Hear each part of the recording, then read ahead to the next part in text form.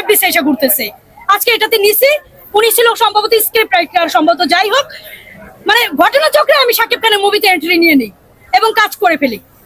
সেই দিন আমি সারাদিন শাকিব খানকে দেখছি, কথা বলার চেষ্টা করছি, কিন্তু তখন আমাকে একজন একটা কথা বলছিল, বেশি সিনক্রেট করলে কিন্তু তোমাকে এফডিসি থেকে বের করে দিবে, ঠিক আছে, তুমি সিনক্রেট করো না।